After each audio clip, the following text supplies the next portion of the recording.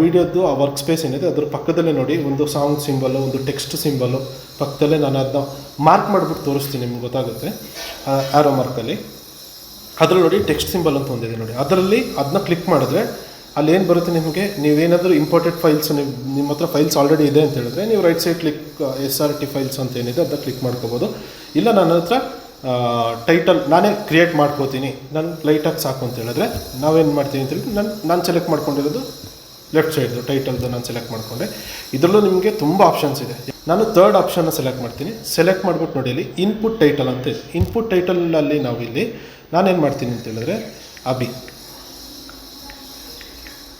Abhi vlogs ಅಂತ type ಮಾಡಿ right mark ಕೊಡ್ತೀನಿ. ರೈಟ್ ಮಾರ್ಕ್ ಕೊಟ್ಟಾಗ ನಮಗೆ ಇದು ಸ್ವಲ್ಪ ಲೈಟಾಗಿ ಕಂಡ್ರೆ ಸಾಕು. ವಾಟರ್ ಮಾರ್ಕ್ ಅಂದರೆ ಹೈಲೈಟ್ ಆಗಿದ್ದರೆ ಅದೇ ಹೈಲೈಟಾಗಿ ಕಾಣುತ್ತೆ ವೀಡಿಯೋದಲ್ಲಿ.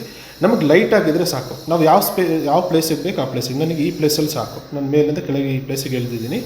ಮತ್ತೇನಂತ ಹೇಳಿದ್ರೆ ಇದರಲ್ಲಿ ಟೋಟಲ್ ಎಂಟೈರ್ ವೀಡಿಯೋಗೆ ಬರಬೇಕು ನಿಮಗೆ ಅಂತ ಹೇಳಿದ್ರೆ ಇಲ್ಲಿ ಯಾರೋ ಮಾರ್ಕ್ ಇದೆ ನೋಡಿ ಲೆಫ್ಟಲ್ಲಿ ಕ್ಲಿಪ್, ನಿಮಗೆ ಇಲ್ಲಿ ತೋರಿಸುತ್ತೆ ರೈಟ್ ಕ್ಲಿಕ್ ಬೇಕಂದ್ರೆ ಅದನ್ನ ಇಟ್ಕೊಂಡು ಹಿಂಗೆ ಡ್ರ್ಯಾಗ್ ಮಾಡೋದಷ್ಟೇ.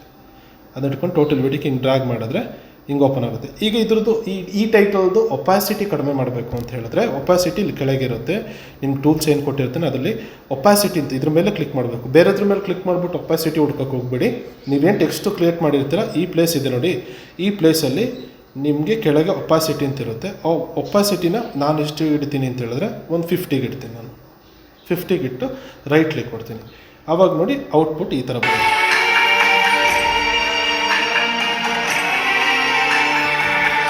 ಇದೇ ಥರ ಎಡಿಟ್ ಮಾಡಿ ಅಂತ ಹೇಳ್ತಲ್ಲ, ನಿಮ್ಗೊಂದು ಐಡಿಯಾಸ್ ಕೊಡ್ತಾ ಇದ್ದೀನಿ. ನೀವು ನಿಮ್ಮ ವಿಡಿಯೋಗೆ ಹೇಗೆ ಬೇಕೋ ಆ ಥರ ನೀವು ಎಡಿಟ್ನ ಮಾಡ್ಕೋಬೋದು. ಇದು ಇವತ್ತಿನ ವಿಡಿಯೋ ಆಗಿತ್ತು. ನಾಳೆ ಇನ್ನೊಂದು ವಿಡಿಯೋ ಜೊತೆಗೆ ಬರ್ತೀನಿ. ಅಲ್ಲಿವರೆಗೂ ಟಾಟಾ, ಬಾಯ್ ಬಾಯ್.